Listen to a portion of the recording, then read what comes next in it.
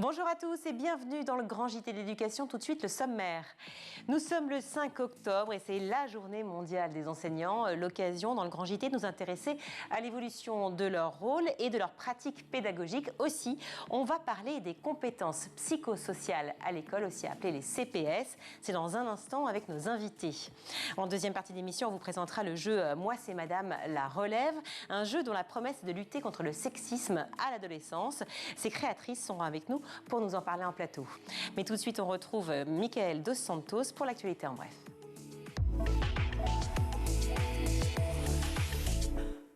Bonjour Michael. Bonjour Virginie. Aujourd'hui, c'est la journée mondiale des enseignants. Pape Ndiaye a publié un message sur les réseaux sociaux. Oui, dans une vidéo de plus d'une minute, le ministre de l'Éducation a félicité les enseignants pour leur travail et pour leur engagement. Il en a également profité pour lancer un appel. Le 18 octobre prochain, les inscriptions au concours pour les enseignants du premier et du second degré seront ouvertes pour permettre à toutes celles et ceux qui en remplissent les conditions de s'y présenter. Je vous invite donc de tout mon cœur à miser sur ce métier et à vous inscrire au concours. Nous travaillons sans relâche à donner à ce métier toute sa place dans notre société. Et en parallèle, l'UNESCO alerte, la profession est touchée par une pénurie mondiale. Oui, pénurie mondiale de professeurs. 69 millions, c'est le nombre de professeurs qu'il manque aujourd'hui dans le monde pour atteindre une éducation de base universelle d'ici à 2030. Principale zone touchée, l'Afrique subsaharienne, avec plus de 16 millions d'enseignants manquants. C'est plus du double que l'Asie. Les bas salaires, le manque de formation ou encore les financements insuffisants sont des facteurs qui expliquent cette pénurie. Les conditions de travail également. En moyenne, dans le monde, une classe de primaire compte 26 élèves. En Afrique subsaharienne, c'est 56 par classe. On poursuit avec la une du journal Le Parisien. Et cette question, est-ce la fin de l'écriture manuscrite dans les écoles? Il y a 20 ans à peu près, au début de l'ère du numérique, les spécialistes se voulaient très pessimistes. Finalement, on constate que la France conserve cette volonté d'enseigner l'écriture à l'école, contrairement à d'autres pays comme la Finlande, où par exemple, ce n'est plus obligatoire. Le stylo reste très présent dans les classes et c'est plutôt une bonne nouvelle. Selon certains experts, cela permet aux élèves de mieux comprendre le fond et de mémoriser plus facilement. D'autres considèrent en revanche qu'il faut tout de même allier écriture manuscrite et nouvelles technologies pour éviter que les élèves ne soient déconnectés de leur époque. Le seul point qui met tout le monde d'accord, c'est la qualité de la graphie. Elle s'est dégradée et en partie à cause du stylo bic. L'écriture est moins soignée avec un stylo bic qu'elle ne l'était avec une plume.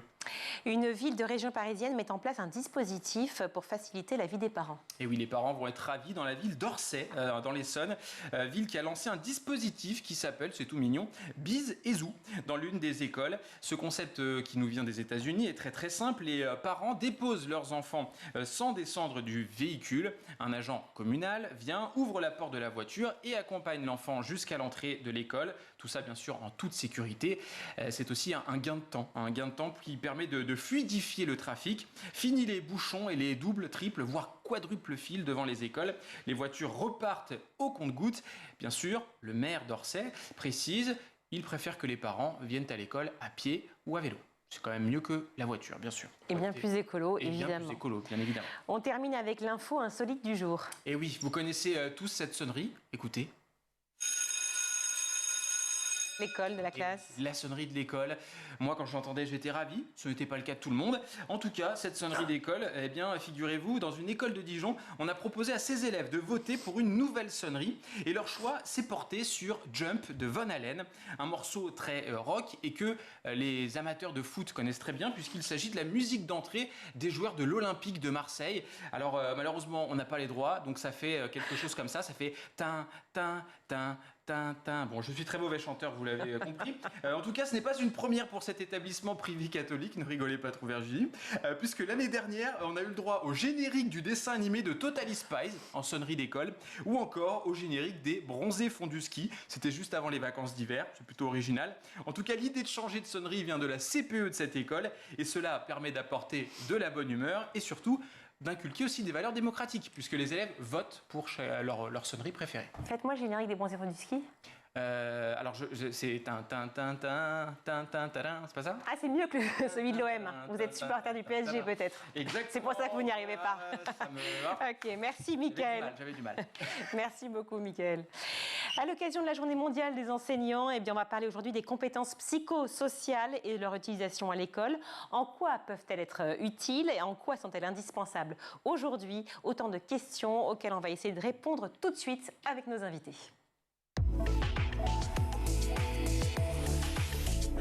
Et pour en parler, je suis ravie d'accueillir sur ce plateau Marine Portax. Bonjour. Bonjour. Merci d'être avec nous. Vous êtes docteur en psychologie cognitive. Vous avez piloté une étude qui vient de sortir sur les compétences psychosociales, autrement dit appelées CPS, et leur rôle déterminant dans la réussite et l'épanouissement des élèves. Pour en parler également, je suis ravie d'accueillir à nouveau Philippe Mérieux par Skype. Bonjour. Philippe, Bonjour.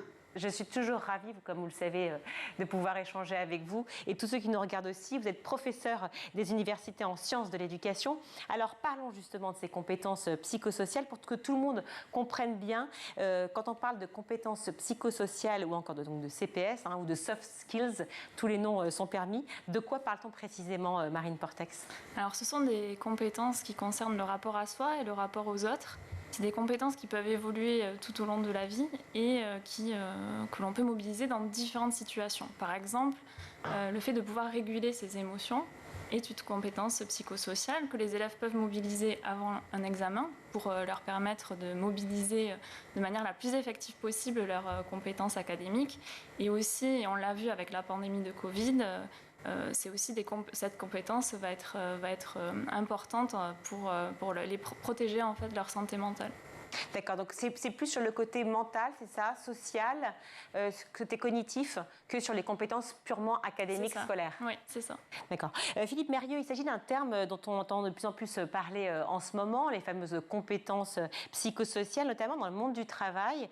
C'est un peu le passeport pour entrer dans le monde de demain. Comment est-ce arrivé jusqu'à l'école, justement ? Bon, c'est arrivé à l'école comme cela est arrivé dans l'ensemble du monde du travail. Il me semble que ce terme peut recouvrir plusieurs choses s'agissant de l'école. S'agissant du professeur, ça peut recouvrir des qualités personnelles. On vient de l'évoquer, la capacité à maîtriser ses émotions, la capacité à accepter des situations un peu tendues et à les gérer de la manière la plus sereine possible. Mais ça recouvre aussi des capacités qui seraient plutôt, à mes yeux, pédagogique et qui renvoie à la compréhension des situations devant lesquelles on se trouve. Comment réagit le groupe? Comment moi je peux réagir par rapport à ce groupe? Et effectivement, le professeur est à cet égard un personnage tout à fait important et pour lequel ses compétences psychosociales sont absolument décisives. Elles sont décisives pour lui, mais elles sont aussi décisives, évidemment, pour qu'il puisse les développer chez ses élèves. Oui, alors en ce sens, elles ne sont absolument pas rivales, si je puis dire, les compétences donc purement académiques, scolaires, que les compétences psychosociales, c'est ça, elles sont plutôt complémentaires, si je comprends bien, Philippe Mérieux? Elles sont complètement complémentaires. Si je prends l'exemple d'un élève qui doit faire un exposé, par exemple, devant ses camarades, et moi je souhaiterais qu'il y ait beaucoup plus d'élèves qui fassent des exposés devant leurs camarades et que les petites conférences, comme disait Célestin Freinet, soient quelque chose de beaucoup plus systématisé dans l'école.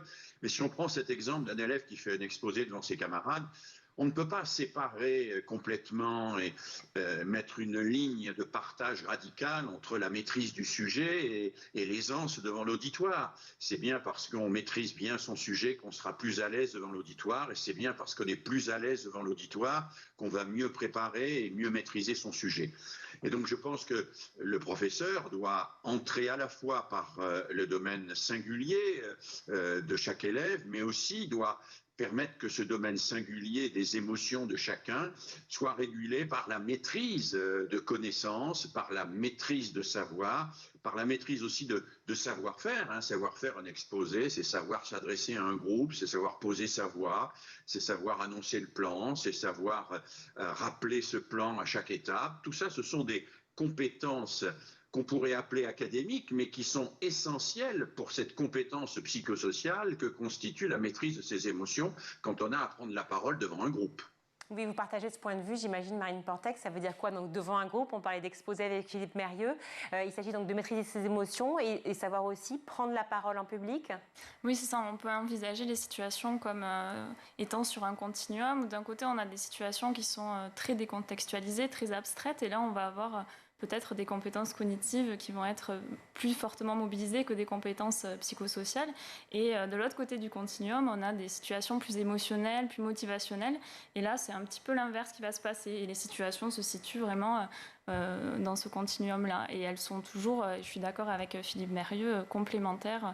En tout cas, voilà, elles apparaissent simultanément. Alors, selon l'enquête réalisée par École Humain, ça n'a rien à voir avec l'humanité, hein, c'est École pour humaine, j'imagine, l'école humaine. Vous avez piloté, Marine Portex. L'école a clairement un rôle à jouer donc, dans le développement de ses compétences. 90% des enseignants qui ont participé à l'enquête, ils étaient combien? Parce qu'on dit 90%. Ils étaient un peu plus de 800. Un peu plus de 800. Ouais. Donc ils considèrent, ces 90% des enseignants, qu'il est important justement d'y contribuer via ces fameux CPS. Dans la réalité, est-ce qu'ils sont également 90% à les mettre en exergue à l'école? Parce qu'on peut être d'accord, mais en fait, dans la réalité, se rendre compte que c'est effectivement compliqué, que c'est pas facile, qu'il faut une formation pour ça et autres. Alors, on a interrogé les enseignants sur leur pratique. On a posé 2 questions aux enseignants. La première, c'était quelles pratiques pédagogiques vous mettez en place dans le quotidien de votre classe? Et on sait qu'il y a des pratiques pédagogiques qui vont favoriser le développement de ces compétences psychosociales chez les élèves. C'est un peu de comme lesquelles?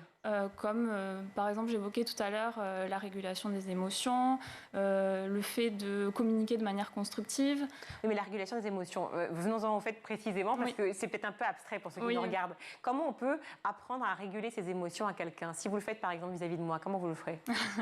Non mais alors déjà ce qui est intéressant avec les enseignants, c'est qu'ils sont eux-mêmes une source importante d'apprentissage pour leurs élèves. C'est-à-dire que si vous me voyez en train, là par exemple, c'est un exercice auquel je ne suis pas du tout habituée, donc je suis un petit peu stressée. Par contre, j'arrive quand même à réguler un peu ces émotions, ce qui me permet de parler clairement. Réguler parce que vous êtes focalisé sur votre sujet en fait. Exactement. Et du coup, en me voyant faire ça, donc comme les élèves voient leur enseignant traverser des épisodes aussi de stress, vous allez apprendre aussi à ces stratégies-là. Donc il y a cette compétence. Après, il y a par exemple, chez les enseignants, le fait de valoriser dans les feedbacks l'effort de l'élève, son engagement, plutôt que le résultat. Ça va aussi permettre aux élèves de développer davantage de persévérance. Donc il y a des pratiques comme ça qui sont très concrètes et qui permettent aux enseignants de favoriser les compétences psychosociales chez les élèves. Et par rapport à ces pratiques-là, ce que montre l'enquête, c'est qu'il y a de 2 à 3 enseignants sur 4 qui les mettent en œuvre régulièrement dans leur classe, en fonction des pratiques, donc ça peut un petit peu varier. Et après, on avait une autre partie de l'enquête qui concernait d'autres pratiques, des pratiques plus dédiées, c'est-à-dire des pratiques qui sont focalisées sur l'apprentissage d'une CPS en particulier. Donc par exemple, faire un atelier autour de l'empathie. Là, c'est un temps qu'on consacre en classe autour du développement des CPS, et c'est une pratique qui est plus formelle. L'objectif est explicitement donné aux élèves. Et là, ce que montre l'enquête, c'est qu'il y a environ 10% des enseignants qui font ça dans leur classe. Donc on a un décalage en fait entre des pratiques qui sont informelles et des pratiques qui sont un peu plus formelles. Et c'est là où vous parlez du déficit de reconnaissance de ces fameux CPS, parce que c'est un peu contradictoire. À la fois, 90% des enseignants reconnaissent qu'il est important d'y contribuer. Vous dites que beaucoup, 3 sur 4, si je comprends bien, les mettent en pratique. Et pour autant, vous parlez, c'est clairement explicite sur l'étude, d'un déficit de reconnaissance de ces fameux CPS. Pourquoi ? Cet écart en fait entre pratique formelle et pratique informelle, il peut s'expliquer, alors c'est une hypothèse, mais par aussi la formation des enseignants. Dans notre enquête, on a vu que, en tout cas, les enseignants ont déclaré à 80% avoir, au cours de l'année qui s'est écoulée, s'être outillés en fait sur ce sujet-là, alors soit à travers des conversations informelles avec leurs collègues, soit en ayant consulté des ressources pédagogiques. Et quand on interroge les enseignants sur dans quel cadre ils ont fait cette démarche, la plupart nous disent qu'ils l'ont fait dans le cadre d'une démarche d'auto-formation. Donc ça peut expliquer ce décalage entre des pratiques informelles et des pratiques formelles. Bien sûr. Alors justement, Philippe Mérieux, comment développer cette fameuse pédagogie dont vous parliez initialement, enfin dont vous parliez tout à l'heure par rapport au CPS, car effectivement aujourd'hui on le voit, il y a un gros déficit de formation déjà des professeurs pour les matières qu'ils sont censés enseigner au quotidien, que ce soit les maths, le français, l'histoire, enfin peu importe. Et donc il faudrait ajouter en plus cette formation au fameux CPS. Comment ça pourrait se faire pour les enseignants ? Non, je crois qu'on a tort de raisonner en disant qu'on ajoute en plus. Il faut que la formation soit congruente, cohérente avec ce que l'on veut que l'enseignant fasse une fois qu'il sera devant ses élèves. Et donc, il faut que dans la formation même, on soit attentif à ces compétences psychosociales. Moi, j'ai bien aimé ce qu'a dit ma collègue tout à l'heure. Pour former à la maîtrise de l'émotion, par exemple. Eh bien, nous savons, au plan pédagogique, qu'est-ce qu'il faut ? Il faut créer ce que j'appelle, après un psychanalyste dont j'ai été le compagnon, Jacques Lévin, un espace hors menace. Si l'élève se sent menacé, si l'élève a le sentiment qu'il peut être humilié, par exemple, par un camarade s'il se trompe, s'il a le sentiment que telle mauvaise note va être portée à son débit et que ça va rester comme une tâche indélébile pour lui de la part du professeur, eh bien, il va être paralysé, il ne va pas oser s'engager. Et donc, on sait que pour que l'élève ose, pour qu'il s'engage, pour qu'il fasse quelque chose qu'il ne sait pas faire, pour apprendre à le faire, parce que c'est ça l'apprentissage, c'est faire quelque chose qu'on ne sait pas faire pour apprendre à le faire. C'est prendre la parole devant un groupe alors qu'on n'a jamais pris la parole devant un groupe. C'est lire un livre jusqu'au bout alors qu'on n'a jamais lu un livre jusqu'au bout. C'est se lancer dans un travail de mathématiques compliqué alors qu'on ne l'a jamais fait. Eh bien, pour pouvoir faire cela, il faut se sentir en sécurité. Il faut que l'espace soit sécure et qu'on n'ait pas peur, qu'on ne soit pas tétanisé par la crainte d'être étiqueté une bonne fois pour toutes comme incapable. Puis le deuxième aspect qui me paraît fondamental, aussi bien dans la formation des enseignants que dans celle des élèves, c'est le fait de donner des outils. Parce que ces compétences psychosociales, on aurait tort de les considérer comme étant des qualités innées. Ce sont des choses qui se forment, et elles se forment par des pratiques. On a évoqué des pratiques, ma collègue les a évoquées. On pourrait imaginer de développer beaucoup plus, par exemple, les débats philo, mais toutes les formes de débats entre élèves. Et puis, des débats qui soient suffisamment respectueux, où chacun soit suffisamment respectueux de la parole de l'autre, pour que progressivement on apprenne à s'écouter, et puis qu'on apprenne l'empathie dont on parlait, c'est-à-dire qu'on apprenne à rentrer dans le point de vue de l'autre. Il faut donc outiller les élèves et le faire par des pratiques qu'on mettra en place chez les enseignants quand on les forme, pour qu'ils le mettent en place chez des élèves ensuite. Et puis le troisième aspect qui a été aussi évoqué par ma collègue, c'est bien sûr valoriser le positif. Moi, je suis un peu effrayé aujourd'hui de voir à quel point on a souvent tendance à épingler, et j'emploie volontairement ce mot épingler, un peu comme les papillons que l'on épingle, à épingler des élèves avec des difficultés. On dit que Jules est dyslexique, par exemple. Bon, Jules est dyslexique, peut-être a-t-il besoin d'un soutien particulier pour surmonter sa dyslexie, mais Jules n'est pas que dyslexique, Jules, il aime les mangas, il aime le handball, Jules a envie de s'investir avec ses camarades, il est amoureux d'une copine. Jules a bien d'autres qualités que d'être dyslexique. Et si je m'attache simplement à ce qui est déficit chez lui, si je ne repère pas ce qui est positif et ce sur quoi je peux m'accrocher pour le faire progresser, eh bien, il ne développera pas ses compétences psychosociales, de confiance en soi, de capacité à oser, à prendre des risques sans se mettre en danger, évidemment, puisque le propre de l'école, c'est que c'est un lieu où on prend des risques, on fait des choses qu'on ne sait pas faire, et c'est un risque, mais sans se mettre en danger, c'est-à-dire sans risquer d'être humilié, sans risquer d'être abîmé par une situation de violence qui vous fait mal. Alors, c'est très intéressant, évidemment, comme toujours, de vous écouter, Philippe Mérieux, ainsi que vous, Marine Portex. C'est vrai que ça repose aussi cette question, quand j'entends tout ça sur les compétences psychosociales, peut-être de ce qu'on doit apprendre à l'école. Bien sûr qu'il y a les savoirs fondamentaux, bien sûr qu'il y a des connaissances essentielles, mais est-ce que c'est pas aussi, et d'abord d'ailleurs, le fait de vivre ensemble, le fait d'être citoyen avant tout, Marine Portex? D'ailleurs, quand on interroge les enseignants, on l'a fait à travers cette enquête, ils sont plus de 80%, il me semble, à justement penser qu'il serait souhaitable que dans le socle commun de l'école, il y ait à égalité représenté ces compétences de vivre ensemble et aussi les compétences académiques. Donc c'est vraiment une volonté qui est partagée par un nombre important d'enseignants. Philippe Mérieux, l'enseignement des CPS pour vous pourrait favoriser justement cette réussite scolaire dont vous parlez, ce fameux petit Jules qui, en dehors d'être dyslexique, effectivement a tellement d'autres compétences qu'il est dans la voie de la réussite s'il était porté? Oui, bien sûr, mais pour moi, il ne faut pas séparer les savoirs des compétences psychosociales. Les compétences psychosociales s'expriment dans une situation qui est la situation scolaire. Elles peuvent s'exprimer ailleurs. D'ailleurs, elles se développent dans le club de sport, elles se développent dans l'association où on fait des échecs ou du modélisme, elles se développent en faisant du rap, elles se développent partout. Mais à l'école, elles se développent à travers les activités scolaires. Et moi, je ne voudrais pas que l'on aille vers une espèce de partition où on dit d'abord on fait des maths, ensuite on fait des compétences psychosociales. On fait des maths sans tenir compte des compétences psychosociales et puis on fait des compétences psychosociales indépendamment des mathématiques. Non, l'enjeu, c'est pas de séparer les uns et les autres, l'enjeu c'est de faire des mathématiques en stimulant et en permettant la formation des compétences psychosociales. Et je crois que c'est ça qui est au cœur, qui doit être au cœur du métier enseignant, c'est d'irriguer en quelque sorte les savoirs et les enseignements fondamentaux par des pratiques qui donnent confiance, à des pratiques qui valorisent le positif de chacun et qui lui permettent de s'engager et de se dépasser, puisque c'est le dépassement que nous visons. Je l'entends tout à fait, mais cela pose aussi évidemment et encore l'histoire de la formation de ces professeurs. C'est de prendre en compte effectivement à la fois les maths et les compétences psychosociales à travers les maths.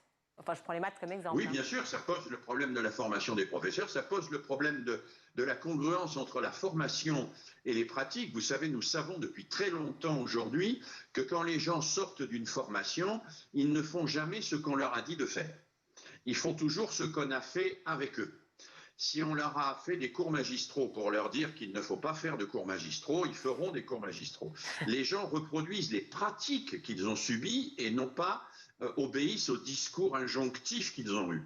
Et donc, l'effort, il est pour aller vers une formation des enseignants qui soit elle-même une formation qui valorise simultanément les contenus, les compétences, les capacités et toute la dimension que vous appeliez du vivre ensemble et que je préférerais appeler du faire ensemble.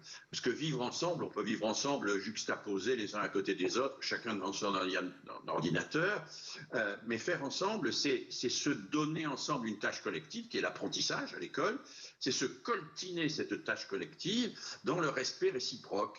Et ça, on peut l'apprendre en formation pour pouvoir le pratiquer dans les classes, mais ça veut dire qu'il faut recentrer fortement la formation sur la pédagogie, non pas en abandonnant les contenus.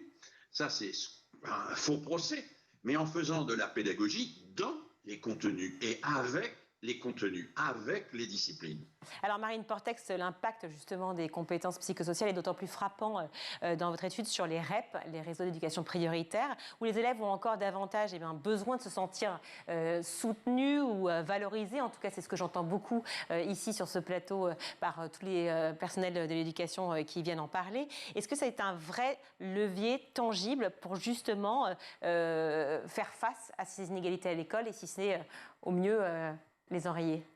Alors oui, ce que la recherche montre, c'est qu'effectivement, en formant les élèves sur ces compétences-là, on peut réduire les écarts de niveau qui sont notamment liés à l'origine sociale. Oui, je pense que c'est un levier important. En tout cas, c'est ce que nous dit la recherche. Dans ce contexte qui est un peu compliqué, alors je ne vais pas faire un contexte général trop long, mais enfin bon, on le sait, le contexte évidemment de la pandémie, le contexte de la guerre, le contexte où tout le monde est effrayé par l'inflation générale et évidemment le contexte au sein de l'école avec des réformes qui s'enchaînent dans tous les sens, avec des enseignants qui sont exsangues, fatigués, qui ne se sentent pas reconnus, qui ne sont pas valorisés ou presque, avec des effets d'annonce dont on ne comprend pas vraiment réellement l'impact, si ce n'est que bon, on sait qu'il y a des chiffres annoncés, mais bon, voilà. Comment on pourrait essayer d'expliquer que effectivement ces compétences psychosociales, cet engagement pris justement par l'école aux professeurs soit une nécessité aujourd'hui. Est-ce que vous pensez que le ministère peut écouter cela et peut le mettre en pratique rapidement? Et est-ce que les professeurs, les enseignants sont suffisamment en capacité aujourd'hui d'être à l'écoute de ça compte tenu de cette situation générale, Philippe Mérieux? Oui, je crois que la situation générale, elle invite à ça d'ailleurs. Vous avez rappelé la pandémie, vous avez rappelé le contexte de guerre, vous pourrez rappeler aussi le stress lié aux enjeux climatiques, qui touchent beaucoup les enfants et les adolescents. Moi, je rencontre beaucoup d'enfants, d'adolescents, je rencontre beaucoup d'enseignants qui me disent à quel point les élèves sont inquiets de l'avenir du monde. Et face à ces inquiétudes, face à ces tensions que nous vivons, il est important de permettre aux élèves de développer la confiance en soi, d'avoir un regard positif aussi, qui ne veut pas dire un regard naïf ou bête, mais un regard positif sur ce qui peut nous permettre d'avancer. Et il est important de ne pas abandonner les disciplines qui pourraient permettre de valoriser cela. Je pense en particulier à des disciplines comme l'éducation artistique, comme l'éducation physique, qui sont des disciplines privilégiées pour développer ces compétences psychosociales, qui sont des disciplines où on va métaboliser son angoisse dans un effort, où on va métaboliser son angoisse ou son inquiétude dans une création. Et ça, c'est quelque chose de tout à fait fondamental pour le développement des personnes. Et je rejoins bien sûr ma collègue, tout à fait essentiel pour une véritable équité scolaire. On ne peut pas réserver ces activités-là, qui sont tout à fait fondamentales pour le développement de la personne, à celles et ceux qui ont la chance de les avoir pratiquées dans leur famille. Et donc l'école a une vraie responsabilité là-dessus. Si on veut que nos enfants travaillent bien en mathématiques et en français, eh bien, il faut qu'ils fassent aussi de l'éducation physique intelligente, il faut qu'ils fassent aussi de l'éducation artistique, il faut qu'ils créent, il faut qu'ils fassent aussi du bricolage, des travaux manuels, parce que c'est un moyen de réguler ses émotions, les travaux manuels. C'est un moyen formidable pour apprendre à acquérir des compétences psychosociales précisément. Merci Philippe. Marine Portex, juste un petit mot de fin, puisqu'on doit rendre malheureusement, mais effectivement, vous avez fait cette étude, on le voit avec Philippe Mérieux et vous-même, que voilà, c'est nécessaire, c'est même assez évident. Quel est l'enjeu demain? L'étude est sortie, elle va être lue, elle va être étudiée dans tous les sens. Qu'est-ce que vous attendez dans les prochains jours? Déjà, ce que montre l'étude, et cette étude sort à l'occasion de la Journée mondiale des enseignants, donc ça permet aussi de valoriser le travail qu'ils font au quotidien avec les élèves et de sortir un peu des idées reçues qu'on peut avoir quand on est hors de ce contexte-là de l'éducation. Donc c'est que les enseignants font déjà des choses dans ce sens-là. Et après, effectivement, ils pourraient être mieux accompagnés. Notamment, M. Mérieux parlait de la formation initiale. On peut également réfléchir à la formation continue, à les former davantage sur des pratiques dédiées, plus vraiment ciblées explicitement sur ces compétences-là. Merci beaucoup à Marine Portex d'avoir été avec nous. Je rappelle que vous êtes docteur en psychologie cognitive. Philippe Mérieux, qu'on ne présente plus, mais encore et toujours un grand merci d'être avec nous à chaque fois sur le Grand JT, professeur des universités en sciences de l'éducation. Restez avec nous, on continue dans le Grand JT, on se retrouve dans quelques instants.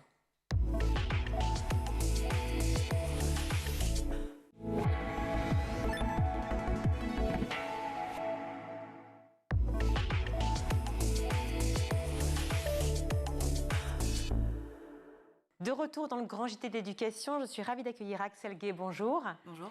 Et Elsa Miski, bonjour. Bonjour. Vous avez co-fondé, co-créé toutes les deux un jeu qui s'appelle Moi, c'est Madame. Un jeu qui cartonne, 220 cartes d'attaque et de riposte pour combattre les stéréotypes de genre. Et il fait bon d'en parler, figurez-vous, parce que ça existe, et ça existe tous les jours, dans la rue comme à l'école. Racontez-moi la genèse de ce jeu, justement. Vous êtes inspiré du podcast Yes, c'est ça ? Oui, en fait, Yes, c'est un podcast que je co-anime depuis 4 ans à Marseille. Et en fait, c'est un podcast qui recueille des témoignages de femmes qui ont riposté face au sexisme dans la vie de tous les jours, donc autant au travail, dans la rue, en famille, etc. Et quand on s'est rencontrés avec Axel et qu'elle m'a expliqué qu'elle fabriquait des jeux, enfin qu'elle créait des jeux, en fait, on s'est dit que ce serait intéressant de transformer tous ces témoignages en outils d'entraînement pour riposter au quotidien face au sexisme, puisqu'en général, on a un peu des difficultés à réagir sur le moment quand on reçoit des attaques. Oui, c'est ça en fait. L'histoire, c'est sur le moment. Parce que finalement, la riposte, on se dit, zut, j'aurais dû lui dire ça. En fait, on réagit 10 minutes ou 3 heures après. Mais c'est vrai que la répartie, si je puis dire, la rhétorique, n'est pas toujours évidente. Donc c'est pour donner en fait des petits outils, c'est ça, Axel ? Oui, c'est ça. Et effectivement, le jeu, ça permet de pouvoir s'entraîner dans un cadre bienveillant, de s'amuser et aussi d'aborder des sujets qu'on aborde plus difficilement dans un cadre normal, disons. On a un garçon sur ce plateau, j'entends Michael Dos Santos.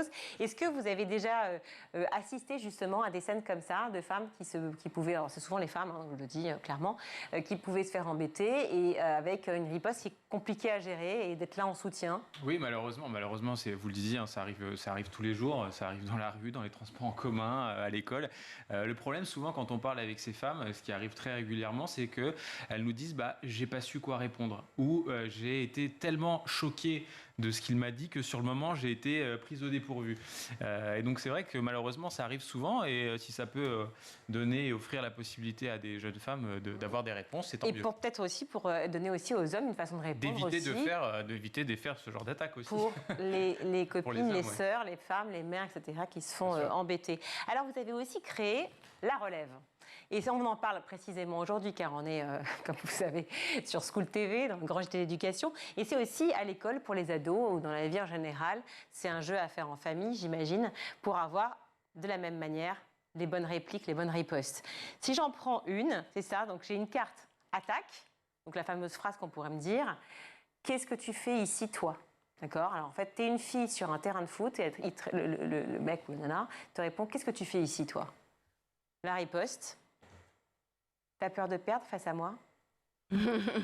Oui, donc en fait, nous, on a créé la relève parce que le jeu Moi, c'est Madame, originalement, il est basé sur des ripostes, des témoignages de femmes adultes, donc qui se passent, des situations qui se passent en couple, au travail.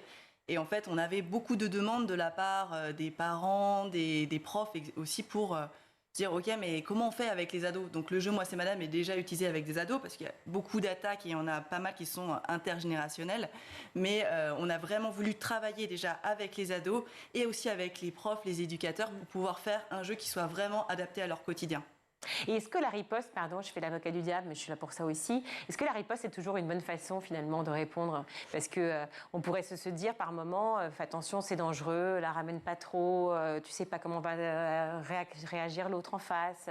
Souvent, c'est vrai, les mamans, les grand-mères souvent conseillent, non mais c'est pas grave, fais le profile. Après, c'est justement pour ça que ça continue, malheureusement. C'est parce qu'on nous a un peu conditionnés, éduqués à ne pas répondre. Après, évidemment, l'idée, c'est pas du tout d'encourager les gens à se mettre en danger. Ça n'a jamais été l'objectif. Encore une fois, le harcèlement de rue, ça reste qu'une petite partie des situations. Il y a tellement d'autres situations, ça peut venir même d'un prof, en fait, le sexisme. Donc, du coup, l'idée, c'est plus de s'entraîner à même juste le fait de répondre. Peu importe ce qu'on dit, il n'y a pas une bonne façon absolue de répondre. Nous, ce qu'on dit sur Yes tout le temps, c'est tant que tu as réagi, c'est déjà génial. Et même si tu n'as pas envie de réagir, tu as fait ce que tu as pu parce que c'est pas facile. Et puis c'est aussi une petite victoire personnelle parce qu'en fait, l'autre, finalement, on s'en fiche. C'est aussi de se sentir bien et finalement à sa place. Et de sauver un peu son honneur aussi pour soi et de se regarder dans la glace, non, peut-être? C'est un outil d'empowerment, ouais.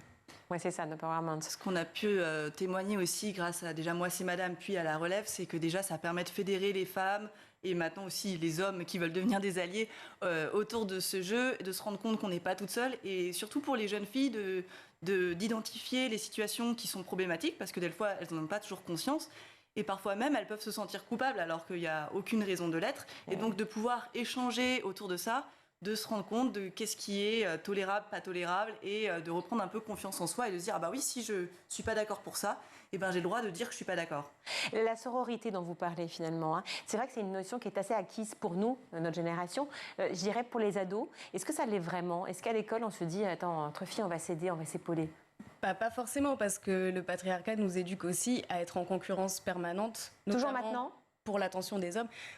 Oui, je pense que sur la nouvelle génération, des fois on est un peu utopiste parce qu'on a l'impression que vu que c'est une génération après MeToo, etc., ils ont tout compris à tout, alors qu'en fait on est encore dans une société extrêmement sexiste où il y a des images sexistes au quotidien, voilà, à la télé, dans la rue, les pubs dans la rue, dans les séries, dans plein d'objets culturels qui vont les influencer, dans la musique.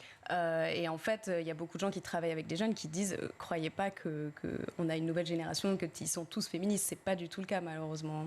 Et donc, on pourrait penser qu'effectivement, au sein de l'école, le fait de, par exemple, ce type de jeu, de jouer aux cartes, justement, avec Moi, c'est Madame la relève, ça peut permettre, justement, de libérer la parole et de se dire à un moment, on s'aide, quoi, mutuellement. Allez, on se donne un coup de pouce. Ça permet de donner des idées, de prendre un peu de recul aussi par rapport à ça et de voir un peu comment les autres se sentent par rapport à ça, puisque c'est pas toujours évident d'aborder ces sujets-là. Et non, évidemment, on le sait. Sur les témoignages que vous avez recueillis, est-ce qu'il y a des attaques et des ripostes que vous avez écartées, que vous avez décidé de ne pas sélectionner parce que vous les avez jugées trop virulentes peut-être ? Oui, bien sûr, nous, on ne met pas d'insultes ou de choses qui sont trop violentes parce qu'en plus, on s'adresse à des adolescents. Donc, le but, c'est pas du tout de les encourager à s'insulter entre eux, hein, vraiment pas. On est plus sur de l'humour en général, des phrases qui vont faire prendre conscience à l'autre que c'est pas très malin ce qu'il vient de dire, en fait. Mais il y avait des attaques plus violentes dans la première version parce que c'est pour des femmes adultes. Mais là, c'est vrai qu'on essaye de rester quand même à peu près... Correct. Oui, voilà. Alors, si on fait une partie tous les 4, qu'est-ce qui se passe ? J'ai compris le principe des cartes rouges et des cartes bleues, mais il y a un dé, il y a quoi ? Enfin, c'est-à-dire qu'on distribue des cartes. Racontez-moi comment ça se passe. Alors c'est très simple, en fait, il y a le paquet d'attaques qui sont les cartes roses qui est au centre de la table. Ensuite, tout le monde a plusieurs ripostes en main. Voilà. D'accord, un riposte pour vous. Les récupérer, c'est pas évident. Pardon. Faites un effort, Voilà, mais c'est normal, vous êtes un homme, c'est pas pratique. Voilà. Riposte. Ça, c'est une riposte. Et donc, alors allons-y. Ouais. Donc, le principe, c'est que chacun son tour, donc on devient déclencheur, donc on va lire une attaque, et la personne qui tire la carte attaque la lit. Par exemple, tu es une métisse, quelqu'un te dit « trop stylé ton afro, je peux toucher ». Et donc là, la première personne qui a une riposte qui semble cohérente avec l'attaque répond. Peut-être moi. C'est à cause de ce genre d'action que les hommes vivent moins longtemps. Parce que moi, je pourrais vraiment m'énerver. Pour le coup. Ok. Très bien. Là, moi, pour le coup, j'en ai pas. Très honnêtement, ça C'est vrai ? trop. Elle est valable, la mienne, ou pas ? Alors oui, si on en a d'autres. Elle est très large, mais justement, ça montre un côté Voilà. complètement humaniste par rapport Clairement. à l'idée. Alors, normalement, il y en a une petite carte flash au milieu. On a aussi le droit d'improviser. Ok. Et donc, en fonction de la manière dont on répond, donc on va gagner la carte que vous jouez avec la carte attaque. Dessus, D'accord. vous avez des petits pictogrammes. Oui. Et donc, on fait un certain nombre de parties. Donc, en fonction de la manière dont on va répondre, on va pouvoir gagner des jetons éclairs, des pictogrammes différents, que ce soit les étoiles, les lunes, etc. Et à la fin, en fait, on va avoir une collection de différents pictogrammes et on va découvrir quel est son profil de warrior féministe. Donc c'est un jeu coopératif en fait. Le but c'est pas d'être celui qui ramasse le plus de cartes, mais de trouver les meilleurs ripostes et aussi de s'entraîner à riposter. Et à la fin, La Virginie, par exemple, elle est quoi alors ? Ouais, alors en plus on sait même pas si j'avais la meilleure riposte. Disons que j'ai eu le bénéfice J'ai envie de savoir. de celle qui anime l'émission et donc de dire bon, oui, ok, on te l'accorde, mais en fait on sait pas. L'étoile, Mais Alors là, vous seriez l'intello, qui serait bientôt la spécialiste, qui est en fait un collab sur le sujet du féminisme, qui se renseigne, etc., sur les chiffres. Donc en fait, le but de ça, c'était aussi de valoriser tous les profils, parce que c'est pas parce qu'on n'a pas une punchline facile qu'on n'est pas une femme forte pour autant, quoi. Évidemment. Merci beaucoup à toutes les deux. Merci Elsa Misquet, merci Axel Gay d'être venue nous présenter. Donc, Moi c'est Madame, il existe une première version, Moi c'est Madame pour nous. Et puis pour les ados, pour les plus jeunes, Moi c'est Madame la relève. Donc je le conseille aussi bien d'ailleurs aux profs, aux éducateurs qu'aux familles, afin de pouvoir s'équiper, se marrer et puis avoir peut-être la bonne répartie, rétorquer des bonnes choses. Et puis surtout, ça donne matière à discussion entre copains ou en famille. Merci d'avoir été avec nous. Merci. On enchaîne tout de suite, c'est l'heure du Zap, c'est le meilleur de School TV. Vous travaillez justement sur l'utilisation des jeux, des gameplays et des écrans dans le parcours pédagogique. Comment est-ce que ça se passe exactement en pratique ? Pour rebondir juste sur ce qu'elle a dit, en fait, c'est important, il y a l'aspect analyse des jeux qui existent et analyse critique des jeux qui existent. Voilà, le jeu me transmet telle information, est-ce que c'est vrai ou faux, ou comment ne pas se laisser berner par des jeux qui pourraient vouloir raconter n'importe quoi ou le font de manière implicite. C'est-à-dire, c'est pas grave. En fait, des fois, les développeurs sont basés sur des fausses informations et en fait, ils le mettent dedans parce qu'ils n'ont pas cherché plus que ça. Et puis, il y a l'aspect, le jeu comme outil de création, c'est-à-dire qu'on apprend à nos élèves à écrire des textes longs, on leur apprend à faire des chroniques radio, on leur apprend à faire de belles photos, ou tout du moins à faire des reportages photographiques, ce genre de choses, à faire des cartes aussi en géographie. Du coup, le fait d'utiliser le jeu pour raconter quelque chose, que ce soit des jeux bac à sable comme Minecraft ou des jeux narratifs comme Atlantide que je peux faire avec mes élèves, il y a cette idée de créer quelque chose, de raconter quelque chose, et donc de prendre conscience que le jeu peut être porteur de messages. Et Cette pédagogie-là, cette approche-là, elle a été en effet remarquée par l'Académie de Clermont-Ferrand et par la direction du numérique éducatif au ministère. Et donc, on m'a offert la chance vraiment de pouvoir avoir des temps dégagés, une décharge pour accompagner les collègues de l'Académie autour de ces questions. Et à ce propos, l'Académie est partenaire d'un groupe thématique numérique, un GTNUM, sur l'apprentissage par la création de jeux, où on va vraiment essayer de formaliser les apports que cette pédagogie peut avoir en proposant des gabarits vraiment d'ateliers de création de jeux avec différents types d'outils. Ça peut être Minecraft, mais ça peut être aussi des vrais moteurs de jeux vidéo. Donc on va fabriquer des outils pour que les enseignants puissent se saisir de tout ça et effacer les difficultés, notamment techniques. C'est la technique qui pose un souci avec les jeux vidéo. Faire écrire un texte sur une feuille, ça suppose de savoir écrire. Savoir fabriquer un jeu, ça suppose un peu plus de compétences techniques, mais on va être là pour accompagner les collègues et les aider à surpasser ça. Qu'est-ce qui vous anime, vous, justement, Mathilda, sur un plan personnel? Pourquoi avez-vous tenu à faire ce métier?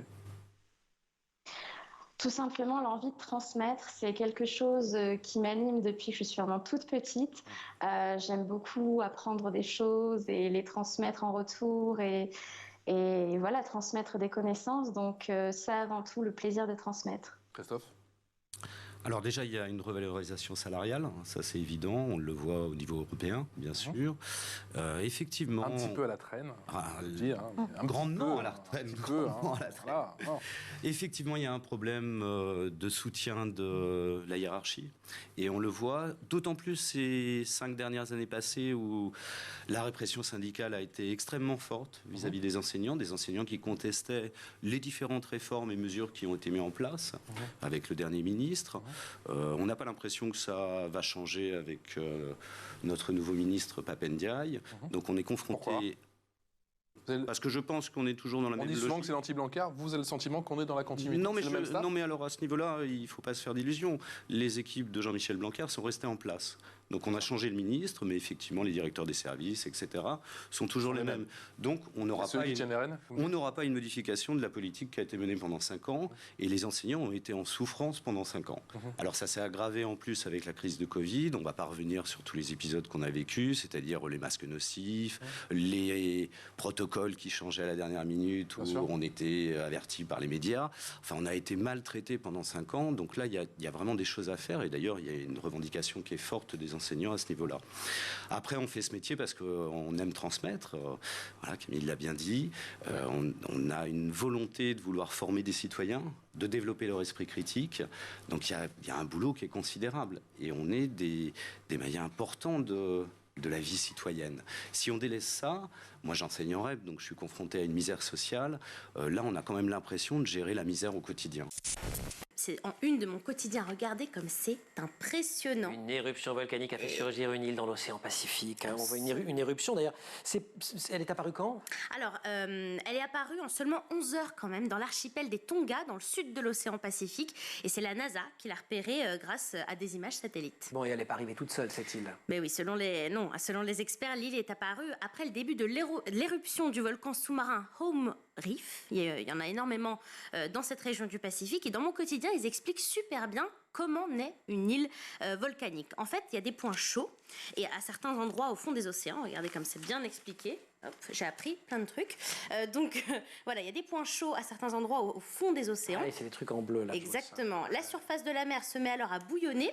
Puis il y a une immense colonne de vapeur, de cendres et de fumée qui s'élève dans le ciel. Sous l'eau, la lave s'accumule et se rapproche de la surface. Et après quelques heures ou quelques jours, une île apparaît. Et donc là, je vous le disais, en 11 heures, seulement après le début de l'éruption du volcan, il y a eu une île. Et on sait si c'est terminé ou si elle va continuer à grandir, cette île? En fait, elle n'arrête pas de grandir. Elle mesurait 4000 m² le 14 septembre dernier et en une semaine, elle est passée de 4000 à 24 000 m². Ça fait quoi?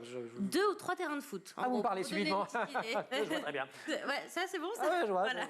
Alors, est-ce que cette île va grandir ou pas? On imagine que oui, mais on ne sait pas en fait pendant combien de temps et combien de temps. C'est souvent éphémère, comme indique la NASA, mais elles peuvent quand même exister plusieurs années. Je vous donne un exemple. Ce volcan Home Reef, c'est pas la première fois qu'il entre en éruption. C'était déjà le cas en 1852, en 1857, en 1984 et en 2006. Et à chaque fois, des petites îles s'étaient formées, mais elles avaient disparu ensuite. Il n'y a qu'une fois où une île a résisté, en quelque sorte, quand le volcan est entré en éruption en 95. L'île que cette éruption a créée a existé pendant 25 ans. Donc on va voir si cette île fait mieux. Les prix restent les mêmes ou il y en a d'autres ? Il y en a un nouveau cette année-ci qui est le prix d'innovation dans le domaine de l'éducation, donc une application innovante. Donc c'est là que je pense que le projet de William peut être extrêmement intéressant. Et je suis très heureuse que nous ayons ce nouveau prix avec You Know Why, parce que je pense qu'effectivement, on l'a évoqué durant toute cette émission, il y a un vrai enjeu sur le sujet de l'innovation.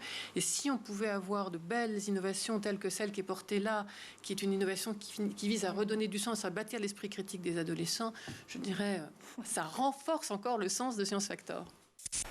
Est-ce qu'il faut repenser la formation, on l'a effectivement évoqué en début de MAG. Vous qui avez été formé il y a encore très peu de temps, il y a très peu d'années, justement, est-ce que vous avez le sentiment d'avoir été assez formé et surtout bien formé ? Alors, quelque chose d'un peu particulier aussi, c'est que moi, j'ai été dans l'entre-deux de la réforme. C'est-à-dire que j'ai passé le concours en Master 1, donc sur l'ancienne réforme. Mais après mon Master 2, j'étais en plein dans la nouvelle maquette de cette réforme-là. Donc, j'ai vraiment eu l'entre-deux, peut-être pas très agréable, puisque finalement, un changement de maquette en plein milieu de Master, finalement, il y a des matières que je n'ai pas assez apprises en termes de didactique, par exemple, ce genre de choses, vu que voilà, il y a eu un changement de maquette qui a fait ça. Mais c'est vrai que si on devait repenser entièrement la formation, ça serait quelque chose de compliqué, parce que il faut à la fois avoir tout ce qu'il faut en termes de bagage didactique, mais aussi en termes pédagogiques. Il y a aussi de la psychologie. On est, comme vous l'avez dit tout à l'heure, on est vraiment multifonction, multitâche quand on est enseignant. Donc en fait, il faut vraiment connaître beaucoup de choses. Et c'est vrai que si on devait repenser toute la formation, ça serait quelque chose d'assez compliqué, je pense, pour être au mieux formé, pour être face aux élèves ensuite. Christophe Villain, il faut repenser la formation ou pas ? Je pense, oui, bien sûr. Ouais. Bien sûr, parce que... Et on commence par quoi ? C'est compliqué. Laisser plus de temps, éviter... Moi, je me souviens à l'époque où je suis passé par un système de formation qui était l'IUFM. On avait peu d'heures en responsabilité, on avait plus d'échanges peut-être avec les tuteurs, et on était moins lancé directement dans le métier, avec des classes qui étaient quand même différentes et des populations d'élèves qui étaient différentes. Donc là, il y a une évolution là-dessus qu'il faut prendre en compte. Je sais que j'ai une mission importante à accomplir. Je dois alphabétiser les enfants de la campagne. Tu veux être docteur, tu veux être maîtresse. Tu ne veux pas être docteur et une maîtresse.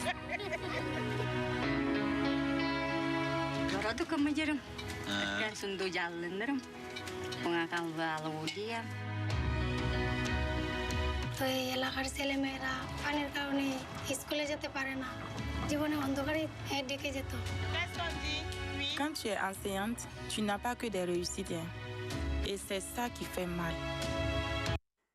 Être prof, Émilie Théron, vous commencez la bande-annonce en parlant de combat. Qu'elle porte ces enseignantes à un combat, dont le premier combat commun de ces trois enseignantes, c'est quand même de faire venir les enfants à l'école. Alors on disait qu'il y a un frein lié notamment au climat, etc. Mais le premier frein, c'est quand même souvent la famille et la culture. La culture, oui. Surtout, là, en l'occurrence, au Bangladesh, puisque l'histoire de Taslima et de Yasmine, une de ses élèves, que la mère veut marier, en fait, à tout prix. Et donc, ça veut dire qu'elle va s'arrêter de l'école, elle va arrêter l'école en CM2, et elle ne veut pas qu'elle aille en 6e, parce qu'elle veut la marier. Alors même que non seulement c'est illégal, mais que les enfants le savent. Vous filmez une scène, vous allez la raconter mieux que moi. Bien sûr. Oui. La scène où vous voulez dire la scène où elle leur apprend... Oui. Enfin, elle leur apprend, ils le savent, visiblement. Ils les interrogent, les élèves en disant c'est quoi l'âge limite. Ils connaissent la loi, ils disent 18 ans. Au Bangladesh, on n'a pas le droit de marier les enfants.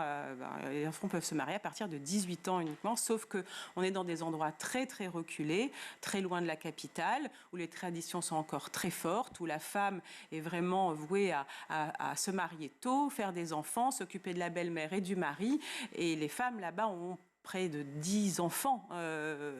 Donc vraiment, c'est une tradition très forte. La religion aussi, évidemment, joue un rôle. Et Taslima, elle, a décidé que les choses devaient évoluer. Elle ne veut pas se marier. Elle-même n'est pas mariée. Elle a dû convaincre son village entier, pratiquement, puisque c'est tous des cousins, des tantes, pour ne pas se marier. Et elle se bat pour que les jeunes filles de sa classe ne se marient pas trop tôt. Voilà pour le ZAP, c'est la fin de ce grand JT. Merci Mickaël d'avoir été avec nous. Merci à vous. Je vous retrouve la semaine prochaine. La semaine prochaine. Parfait. Même jour. C'est toujours mardi, mercredi, je suis Très là. bien. À moins que vous ne vouliez plus de moi, mais sinon je reste. Oh là là, he's fishing for compliments. Non, on vous aime, Mika. Merci, je reste. Donc, même heure demain, bien entendu. En tout cas, moi, je serai là. Vous pouvez nous retrouver aussi sur les réseaux sociaux. Vous nous écrivez, on vous répond.